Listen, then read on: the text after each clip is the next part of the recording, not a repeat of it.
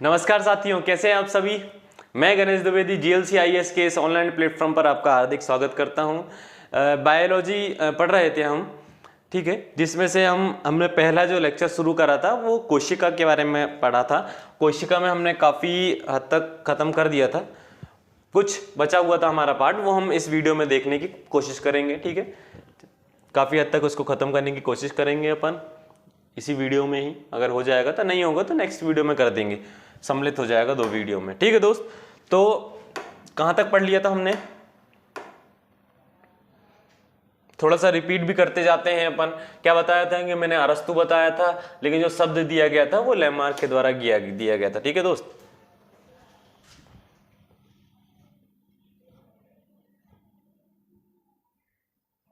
कोशिका संरचना, जीव द्रव, प्रोटोप्लाज्म पढ़ लिया था अपन ने।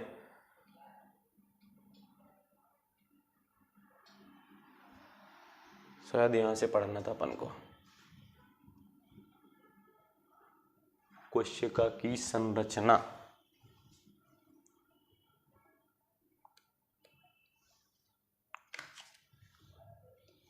यहीं से शुरू करना था दोस्त अपन को। अपन ने पढ़ लिया था कोशिका। तो कोशिका की संरचना, जो कोशिका की संरचना है दोस्त, इसको मुख्य रूप से अपन ने कितने 3 भागों में विभाजित किया है। इसको कितने भागों में विभाजित किया है दोस्त, तो कोशिका की संरचना को अपन ने विभाजित किया है दोस्त 3 भागों में। पहला कौन सा है, कोशिका झिल्ली है, सेल मेम्ब्रेन।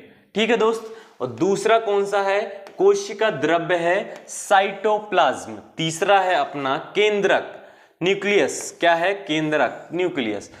पहला कौन सा है अपना, जो कोशिका संरचना है, कोशिका स्ट्रक्चर है, इसको अपन ने 3 भागों में विभाजित कर दिया है। ठीक है, वैसे तो और भी भागों में विभाजित किया गया था, काफी सारी चीजें पाई जाती है, माइक्रोकॉन्ड्रिया, राइबोसोम, लाइसोसोम, बहुत सारी चीजें पाई जाती है, लेकिन मेन रूप से जो अपन ने विभाजित किया है इनको, तो 3 भागों में इसको विभाजित कर दिया। पहला है कोशिका झिल्ली, ठीक है, कोशिका द्रव्य और केंद्रक। अब कोशिका द्रव्य और एवं केंद्रक को सम्मिलित रूप से जीव द्रव्य कहा जाता है। ये बहुत महत्वपूर्ण पॉइंट है, इसको याद कर लेना। जो कोशिका द्रव्य है अपना, साइटोप्लाज्म है अपना, जो अपना क्या है अपना, साइटोप्लाज्म है अपना, जो अपना दोस्त साइटोप्लाज्म है, ठीक है, जीव द्रव्य है, और केंद्रक है अपना, न्यूक्लियस है। इन दोनों को जब सम्मिलित किया जाता है तो उसको जीव द्रव्य बोला जाता है। ठीक है, क्या बोला जाता है, जीव द्रव्य बोला जाता है। बहुत ही महत्वपूर्ण है ये, इसको याद कर लेना। क्या बोलेंगे इसको, जीव द्रव्य बोलेंगे इसको। ठीक है, क्या बोलेंगे, जीव द्रव्य। अब पढ़ेंगे अपन क्या, सबसे पहले जीव द्रव्य के बारे में, कि भैया ये होता क्या है जीव द्रव्य है, क्या होता है ये प्रोटोप्लाज्म, जीव द्रव्य क्या होता है, ये पढ़ेंगे अपन। सामान्य तौर पर कोशिका झिल्ली, कोशिका द्रव्य और केंद्रक, केंद्र कोशिका की संरचना का निर्माण करते हैं। जो सामान्य तौर पर कोशिका झिल्ली है और कोशिका द्रव्य और केंद्रक कोशिका है, ठीक है,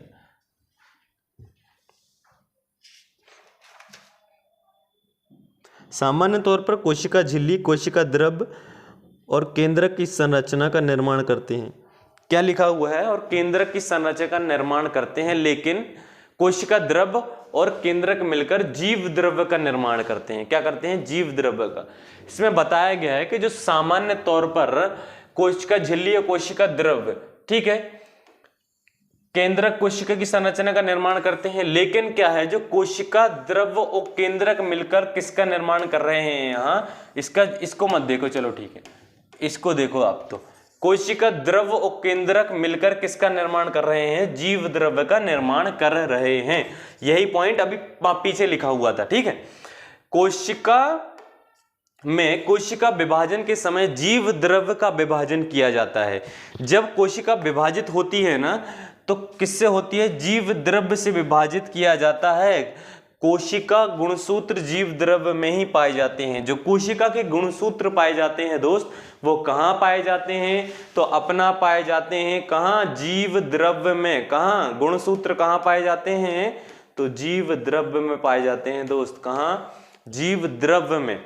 कहाँ पाए जाते हैं, जीव द्रव्य में पाए जाते हैं। ठीक है, कहाँ पाए जाएंगे, जीव द्रव्य में। जीव द्रव्य की खोज के बारे में मैं आपको बताऊं तो 1839 में जीव द्रव्य की खोज की गई थी। किसके द्वारा की गई थी? तो जे.ई.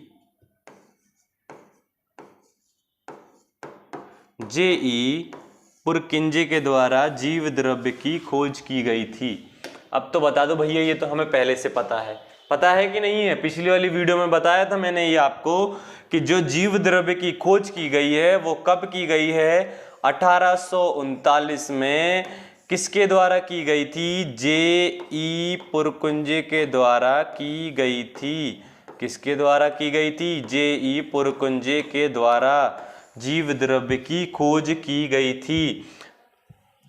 और इसके साथ एक और वैज्ञानिक थे, वो थे अपना H.B. मोहल। कौन थे? H.B. मोहल। इन दो वैज्ञानिक के द्वारा क्या करी गई थी? जीव द्रव्य की दोस्त खोज की गई थी। किसकी की गई थी? जीव द्रव्य की खोज की गई थी। ठीक है दोस्त, आगे बढ़ते हैं अपन। ये लिखा हुआ है जीव द्रव्य की खोज 1839 में जे.ई. पुरकुंजे, कुंजे ही लिखा है इसमें तो, जे.ई. पुरकुंजे के द्वारा तथा H.B. मोहल के द्वारा की गई थी। कोशिका में पाए जाने वाले चिपचिपा तथा गाढ़ा द्रव्य जो जेल की अवस्था में पाया जाता है, कौन सा है वो? जीव द्रव्य है। ये जीव द्रव्य किस टाइप का है? तो जीव द्रव्य जो है एक गाढ़ा द्रव्य है और चिपचिपा भी है। कैसा है? जेल की तरह है। जेल जो बालों में लगाते हैं, जो अपन देखा होगा आपने, उस अवस्था में ये होता है जीव द्रव्य। किस तरह? जेल अवस्था में। इसके अगर पीएच की बात करें तो इसका जीव द्रव्य का पीएच होता है अपना 6.5 से लेके 7.0 तक। कितना होता है जीव द्रव्य का पीएच? 6.5 से लेके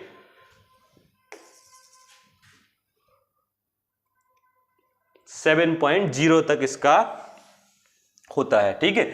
जीव द्रव्य को ही कोशिका के जीवन का भौतिक आधार भी कहते हैं, क्योंकि सभी कोशिकाओं का मुख्य विकास जीव द्रव्य से होता है।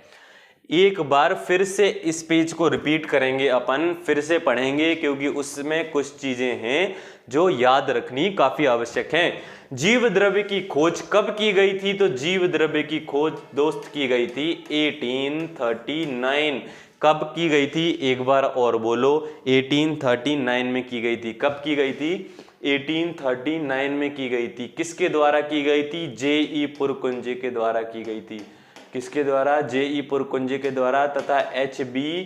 मोहल के द्वारा की गई थी। किसके द्वारा? H.B. मोहल के द्वारा की गई थी। कोशिका में पाए जाने वाला चिपचिपा तथा गाढ़ा द्रव्य, जीव द्रव्य किस तरह का है? तो आपको बताना है कि यह एक चिपचिपा है तथा गाढ़ा द्रव्य है, जो कैसा है? जेल की अवस्था में है दोस्त। कैसा? जेल की अवस्था में है।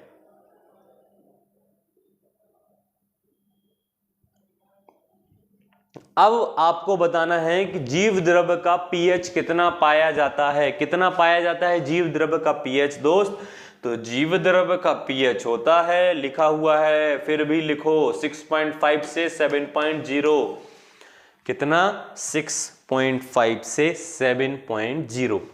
कोशिका द्रव्य को ही कोशिका का जीवन का भौतिक आधार कहते हैं, क्योंकि कोशिकाओं का मुख्य विकास जीव द्रव्य से होता है। ठीक है भैया, क्या होता है? कोशिकाओं का मुख्य विकास जीव द्रव्य से होता है। ठीक है। अब कोशिका में पाए जाने वाले कोशिकांग कौन कौन से हैं, इनके बारे में भी पढ़ लेते हैं अपन भैया। कोशिका में पाए जाने वाले कौन से?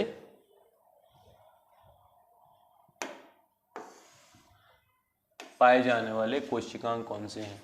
कोशिका में पाए जाने वाले कोशिकांग के बारे में पढ़ेंगे अपन।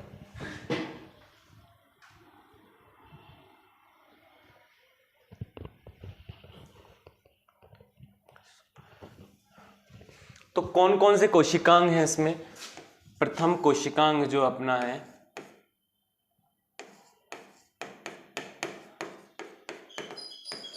प्रथम है अपना कौन सा?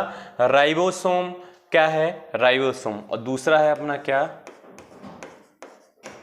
लाइसोसोम, दूसरा है अपना लाइसोसोम। तीसरा कौन सा है अपना, तो तीसरा है अपना लवक। लवक है कि नहीं है, तीसरा है अपना लवक और चौथा है अपना क्या, तारककाय। क्या है, तारककाय। ठीक है, रसधानी, क्या, रसधानी। पांचवा, ये छठा लिख लो अपन, गोल्जी बॉडी।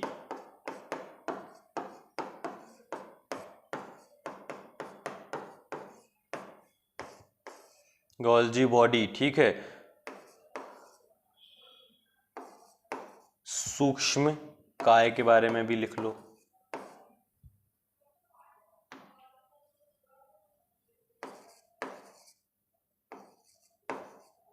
सूक्ष्म काय। राइबोसोम के बारे में लिख लो, लाइसोसोम लिख लो, लवक लिख लो। ठीक है,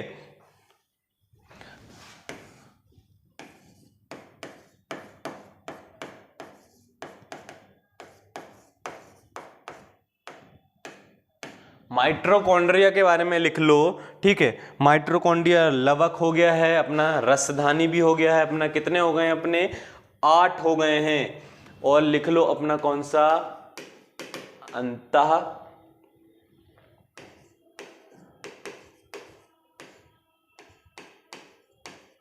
अंतःप्राकृतिक जालिका। ठीक है दोस्त, ये हो गया है अपना राइबोसोम, हो गया है लाइसोसोम, हो गया है अपना माइटोकॉन्ड्रिया, हो गया अपना लवक भी हो गया है अपना, रसधानी भी हो गया है अपना, तारककाय भी हो गया है अपना। ठीक है,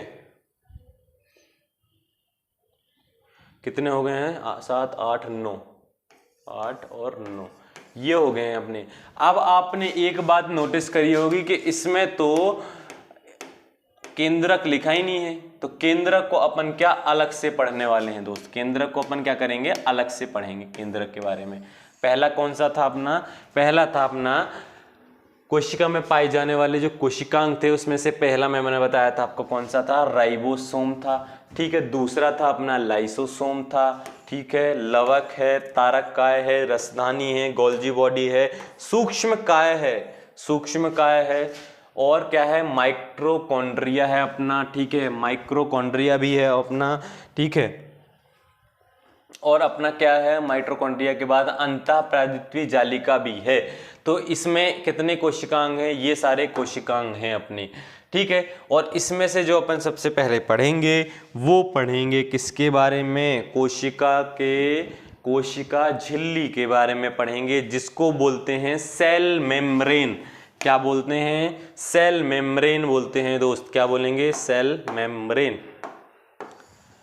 सबसे ऊपरी बाहरी परत, सबसे ऊपरी और बाहरी परत क्या बोलते हैं, जिसको कोशिका झिल्ली बोलते हैं। जिसको क्या बोलते हैं, कोशिका झिल्ली बोलते हैं, सेल मेम्ब्रेन बोलते हैं जिसको। ठीक है, क्या बोलते हैं जिसको, सेल मेम्ब्रेन बोलते हैं जिसको, प्लाज्मा मेम्ब्रेन। ठीक है दोस्त, सबसे ऊपरी बाहरी परत प्लाज्मा मेम्ब्रेन प्रकार की जीवित, यह एक प्रकार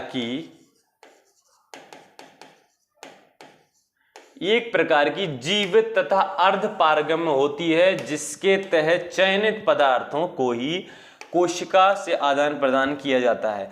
अब ये कुछ क्या है दोस्त, जिसको आप देखो, चलो ये कुछ इस तरीके से बनी हुई है, डायग्राम दिख रहा होगा आप लोगों को, कुछ ये डायग्राम बना हुआ है इसका, ये देखो, ये दिख रही है आपको इस तरीके से। अब इसमें क्या होता है कि कुछ चयनित पदार्थ ही होते हैं, इसमें कुछ चयनित पदार्थ ही क्या करते हैं, अंदर प्रवेश कर पाते हैं। जैसे एक ये पदार्थ हो गया, ठीक है, एक ये ब्लैक वाला हो गया, एक ये ब्लू वाला हो गया, एक ये ग्रीन वाला हो गया। अब इसमें से क्या है, कुछ चयनित पदार्थ ही अंदर जाएंगे, जैसे ये ग्रीन वाला अंदर जा रहा है। ठीक है, तो जो सेल मेम्ब्रेन है, प्लाज्मा मेम्ब्रेन है, एक प्रकार की जीवित है और अर्धपारगम्य है। ठीक है, अर्धपारगम्य है एक प्रकार की, जिसके तहत चयनित पदार्थों को ही कोशिका में आदान प्रदान किया जाता है। चयनित पदार्थ ही अंदर प्रवेश कर सकते हैं। अब ये बताओ, किशमिश अपन डालते हैं, अपन ने किशमिश रात को भिगो के डाल दी, कोई ऐसा है अंगूर से बनती है किशमिश। कोई ऐसा है जो किशमिश से अंगूर बना दे? है भैया? है? नहीं होगा कोई भी। अब बात करते हैं अपन किशमिश की। जैसे जब अपन किशमिश को क्या करते हैं, रात को पानी में डाल देते हैं भिगो के। ठीक है भैया, हमने डाल दिया भिगो के। अब तो जब हम किशमिश को भिगो के डाल देते हैं और सुबह देखते हैं तो क्या होता है, उसमें फूल जाती हैं वो। मतलब कुछ ना कुछ तो उसमें पानी गया था, अंदर गया होगा अंदर।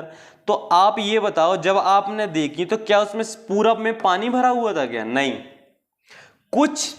कुछ चीजें अंदर गई थी, सभी चीजें अंदर प्रवेश नहीं करी थी। उसी तरह से क्या है, जो ये सेल मेम्ब्रेन है, इसमें क्या होती हैं, कुछ चीजें ही अंदर प्रवेश करती हैं और कुछ चीजें अंदर प्रवेश नहीं करती हैं। जिनकी इन्हें आवश्यकता है वो प्रवेश करेंगी अंदर। ठीक है दोस्त, आया समझ में? कोशिका झिल्ली के द्वारा कोशिका में पदार्थों का आगमन होता है। क्या होता है? आगमन होता है। और एक तरीके से क्या होता है, आदान प्रदान भी होता है, आर्गम।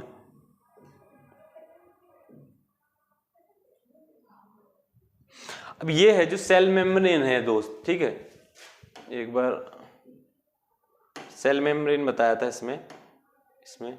इसमें क्या होता है, इसमें बीच में जो पदार्थ पाया जाता है, ये पदार्थ कौन सा है? तो ये भी जान लो आप लोग, ये क्या है, कौन सा पदार्थ है ये अपना है दोस्त लिपिड। ये क्या है अपना? ये लिपिड है। इसको याद रखना, ये जो बीच वाला पदार्थ है ना अपना सेल मेम्ब्रेन में, ठीक है, ये क्या है? लिपिड है।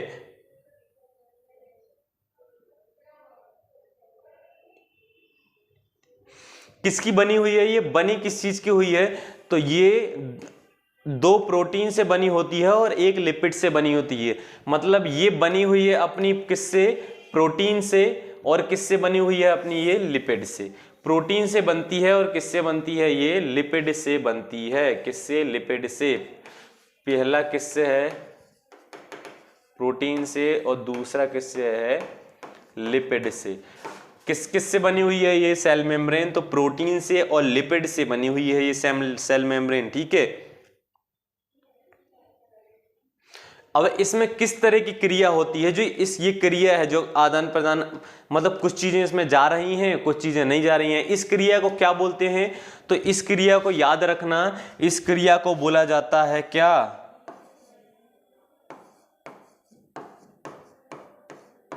ऑस्मोसिस की क्रिया। क्या बोलेंगे इसको? ऑस्मोसिस की क्रिया बोला जाता है इसको। क्या बोलते हैं? ऑस्मोसिस की क्रिया बोलते हैं दोस्त। किस चीज से बनी हुई है ये? प्रोटीन से बनी हुई है। 2 प्रोटीन और 1 लिपिड से बनी हुई है ये। प्रश्न आगे, किस चीज से बनी होती है? तो प्रोटीन और लिपिड से। इस क्रिया को क्या बोलते हैं? ऑस्मोसिस की क्रिया। आदान प्रदान करती है जो। ठीक है, ये जो है अपनी सेल मेम्ब्रेन है, प्लाज्मा मेम्ब्रेन है अपनी, ये किसमें? पादप और जंतु दोनों में पाई जाती है। ये किसमें पाई जाएगी? ये पादप में भी पाई जाएगी और जंतु में भी पाई जाएगी दोस्त। किस चीज से बनी होती है? Protein, lipid. इस क्रिया को क्या बोलते हैं? तो ऑस्मोसिस बोलते हैं। इस क्रिया को क्या बोलते हैं? ऑस्मोसिस। क्या बोलेंगे? ऑस्मोसिस। एक बार और फिर से रिपीट करो, क्या बोलेंगे? ऑस्मोसिस बोलते हैं। ठीक है दोस्त,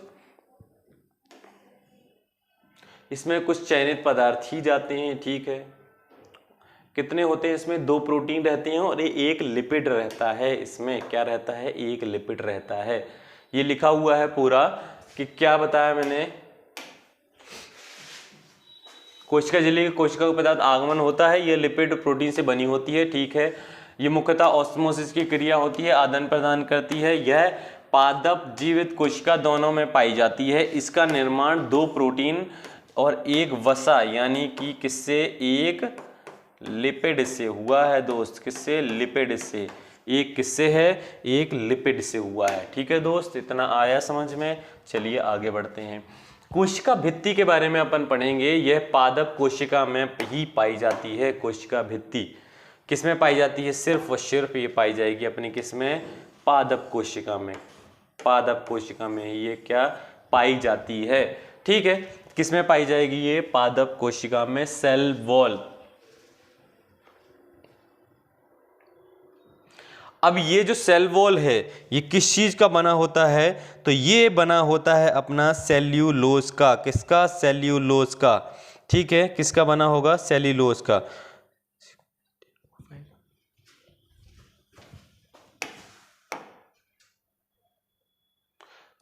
C6H10O5 और ये N। ठीक है, अब ये जो क्रिया है इसकी सेल्यूलोज का बना होता है ये। ठीक है, आपने देखा होगा कि पेड़ पौधों में एक ऊपर छाल रहती है, निर्जीव जैसी छाल रहती है मोटी सी, जो उसको प्रोटेक्ट करती है। ठीक है, उसी को ये बोला गया है। ठीक है, अब इसका जो फॉर्मूला होता है सेल्यूलोज का वो क्या होता है? C6H10O5 और N लगाया गया है क्योंकि इसकी क्रिया निरंतर चलती रहती है। ठीक है, चलती ही रहती है अंत तक इसकी क्रिया, इसलिए क्या लगाया गया है? N लगाया गया है। क्या लगाया गया है? N लगाया गया है। ठीक है, N लगाया गया है। और जो ये सेल्यूलोज है ये एक तरह का क्या है? ये सेल्यूलोज एक तरह का क्या है?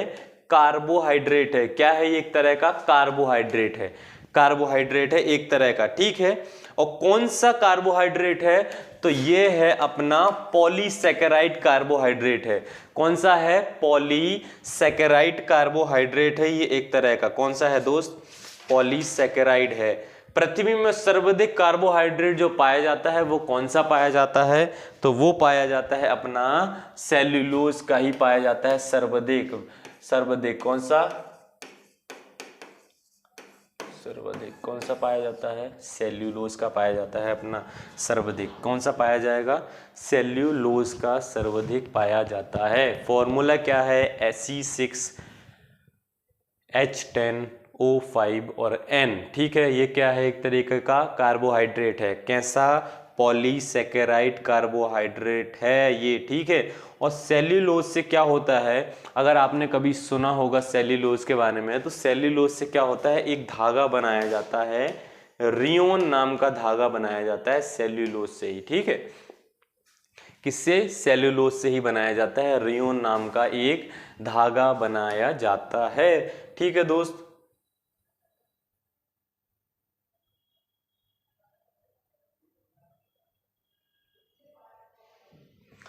ये एक तरीके की कैसी होती है जो कोशिका भित्ति है? तो ये है एक तरीके की निर्जीव। ये एक तरीके की कैसी निर्जीव होती है और ये क्या करती है? ये करती है अपनी सुरक्षा प्रदान करेगी अपनी किसको?